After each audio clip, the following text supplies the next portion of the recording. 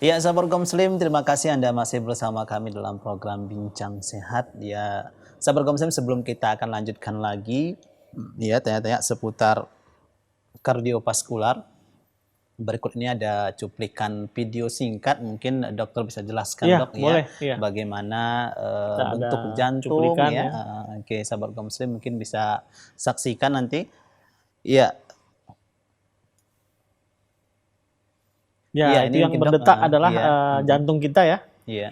Jadi jantung itu memompakan darah itu dari sistem arteri kita ke seluruh tubuh. Itu nampak semua dok ya. Ya, jadi dia alirkan semua tubuh ke sel-sel sampai dari pembuluh arteri, arteriol dan sampai ke kapiler, kita sebut dengan kapiler. Itu pembuluh darah kecil.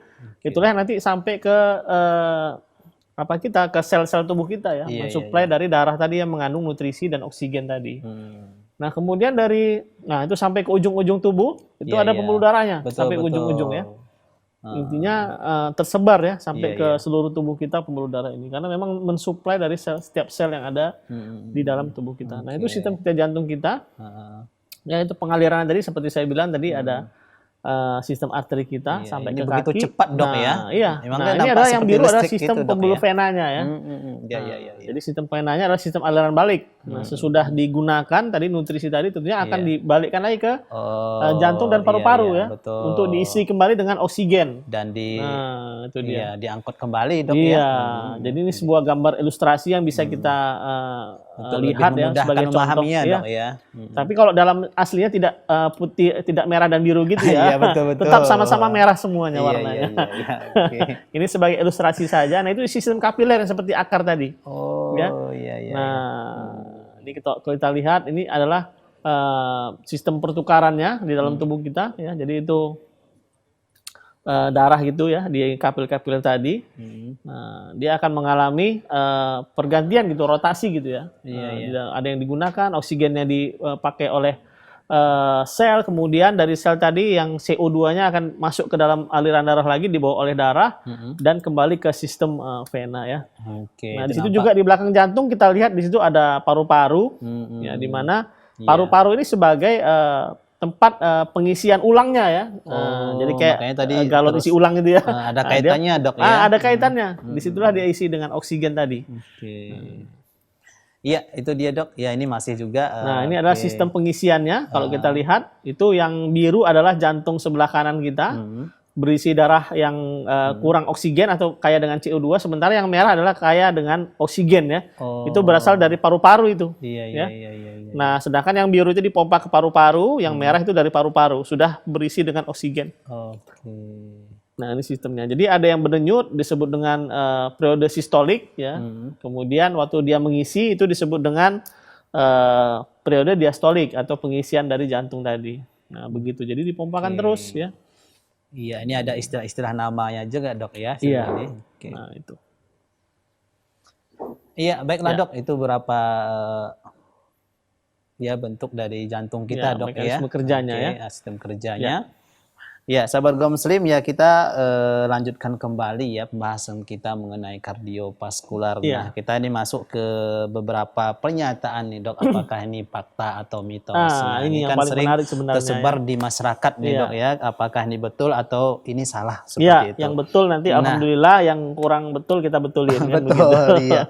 Yang pertama nih dok, yang ada sering juga di masyarakat itu gagal jantung itu adalah sama dengan jantung berhenti berdetak. Ini benar atau salah nih dok? Iya, jadi yang dimaksud dengan gagal jantung itu adalah sebenarnya adalah kegagalan dari fungsi jantung itu sendiri di dalam mensuplai darah untuk kebutuhan sel. Ya. Jadi kalau jantung berhenti itu adalah satu stage akhir dari satu gagal jantung. Stage akhir kalau kita bilang sudah akhir dia ya dari satu kerusakan dari jantung. Jadi kalau darah itu sendiri sudah tekor sebenarnya walaupun dia belum berhenti, ya maka dia sudah gagal menjalankan fungsinya ya sebagai organ untuk memompakan darah tadi. Sama seperti suami apabila tidak bisa menafkahi istrinya, maka dia sudah gagal sebagai suami, begitulah kira-kira. Walaupun dia masih hidup begitu ya. Nah, jadi kira-kira ini bisa dikatakan benar atau gimana dok? Iya, kalau kita bilang itu benar karena di akhir tadi ini itu akhir, tapi tidak seperti itu sebenarnya ya. Artinya belum mati pun itu sudah bisa disebut gagal jantung. Asalkan dia sudah tadi ya tidak bisa lagi mencukupi bekerja sepenuhnya, Dok, tidak ya. bisa sepenuhnya. Oke. Itu ada ukurannya nanti. Oke, berhenti berdetak ini akhir lah, Sudah atau akhir, bisa dikatakan sudah meninggal, Dok, Iya, ya. sudah meninggal, Oke, ya. betul. Ya, kemudian nih, Dok, kita lanjutkan lagi nih. Daging kambing nih, Dok, ya. Ya, Oke, mengenai daging kambing ini ya. memiliki kadar kolesterol yang lebih tinggi dibanding hewan lain sehingga tidak aman untuk jantung. Ini benar atau gimana, Dok? Iya, jadi sebenarnya daging kambing atau daging yang lainnya itu kan ada bagian-bagiannya ya. Kalau daging kambing murni sebenarnya sama juga dengan daging sapi. Tidak ada istilahnya perbedaannya ya. Nah, di situ kadar lemaknya yang membuat menjadi bermasalah itu kan kalau ada bagian-bagian lemaknya yang dimakan. Kemudian cara penyajiannya itu yang akan menjadi masalah ya. Jadi tidak selamanya daging kambing itu menyebabkan gangguan ya atau menjadi sesuatu yang buruk begitu untuk dikonsumsi ya. Oke, jadi ini bisa dikatakan mitos, Dok, ya, atau Mitos kurang benar, sebenarnya, Dok, ya, ya. kurang benar ya. Oke.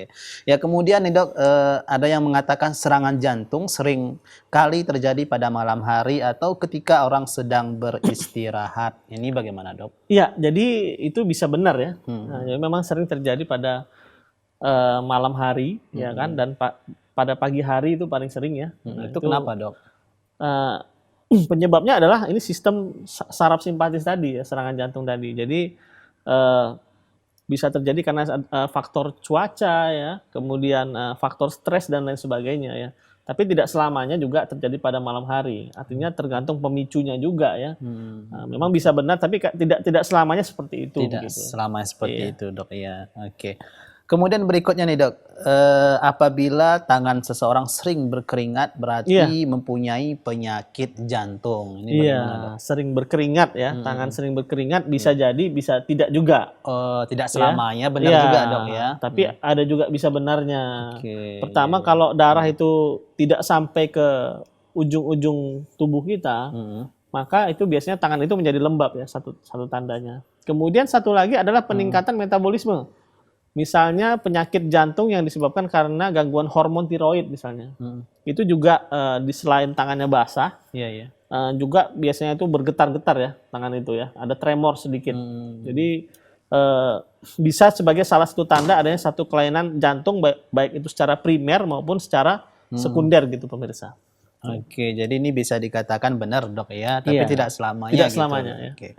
Kemudian nih, Dok, berikutnya olahraga dikatakan, Dok, dapat memperburuk kondisi jantung setelah mengalami serangan jantung. Nah, ini bagaimana, Dok? Iya, kalau sudah beberapa saat setelah mengalami serangan jantung, memang itu benar. Betul. Jadi tidak boleh langsung berolahraga ya. Ini tapi harus istirahat dulu. Keadaannya baru gitu, Dok, ya. Iya, Tapi baru kalau kena sudah serangan jantung ya.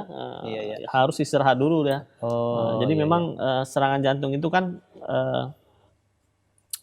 gara-gara adanya gangguan dari detak jantung maupun dari sistem pembuluh darah itu sendiri ya. Misalnya terjepit dia tiba-tiba, tersumbat secara total, yang mengakibatkan itu jantung menjadi detaknya tidak sempurna ya.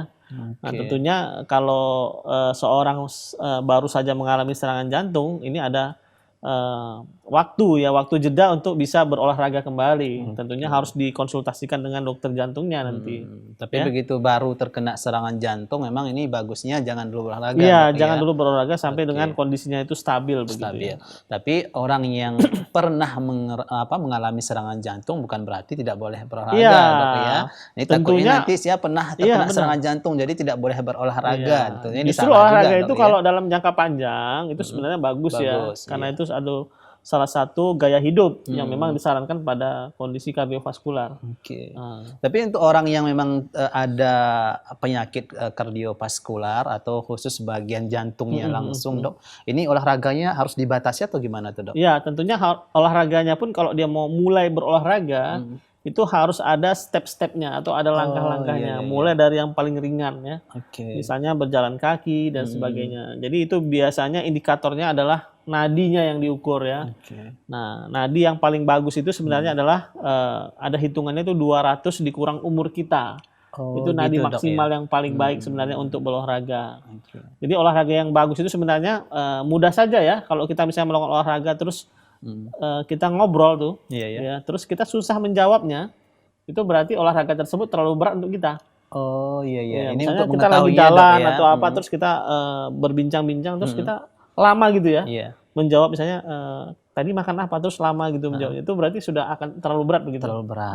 Oke, jadi dari situ saja kita bisa mengukur dok Iya, ya bisa ini kita ukur, ini ya. sudah olahraganya sudah over atau belum Iya, gitu benar, dok ya. ya. Oke. Jadi olahraganya juga jangan langsung yang berat-berat. Oke. Jadi yang intinya menaikkan denyut jantungnya itu harus bertahap, ya. Bertahap. Harus Oke. bertahap. Walaupun nggak berat tapi olahraganya misalnya ringan tapi lama, ini juga tidak bagus juga dok. Tidak ya? bagus juga ya, Oke. karena akan menyebabkan kelelahan ya. Kelelahan. Oke. Terlalu singkat juga tidak baik ya. Tidak baik. Jadi minimal itu adalah sebenarnya itu 30 menit. 30 menit. Ini per hari 30 dok menit ya. per hari dan maksimalnya itu kita bisa nilai dari denyut jantung tadi pemirsa. Oke. Jadi 200 dikurang dengan usia Anda, itu biasa yang kita lihat di textbook ya. Oke. Iya, baiklah dok, terima kasih banyak dok. Ini karena keterbatasan waktu Iya. kita, ya sudah 1 jam kita bersama sahabat keluarga Muslim, dan kami mengucapkan terima kasih banyak dok sudah hadir Sama-sama, hari ini, ya. sudah memberikan wawasan dan ilmu pengetahuan kepada kita semua, khususnya kepada sahabat Ya. keluarga Muslim. Mudah-mudahan kita semua dok bisa menjaga dok ya Insya Allah. kesehatan kita tetap sehingga kita mudah beraktivitas, mudah beribadah. Ya. Oke, sekali lagi terima kasih dok. Kita akan berjumpa Sama-sama, insya Allah Bang pada Agus, ya. episode Pemirsa sahabat berikutnya. keluarga Muslim juga. Dan untuk sahabat keluarga Muslim, kami mengucapkan terima kasih banyak juga atas kebersamaan Anda. Dan jangan lupa saksikan terus Bincang Sehat setiap Kamis sore pukul 16.30 sampai dengan 17.30 waktu Indonesia bagian Barat. Tentunya hanya di Salam TV Sahabat Keluarga Muslim. Akhir kata, saya Darussalian beserta kru kerabat kerja pamit undur diri. Assalamualaikum warahmatullahi wabarakatuh. Waalaikumsalam.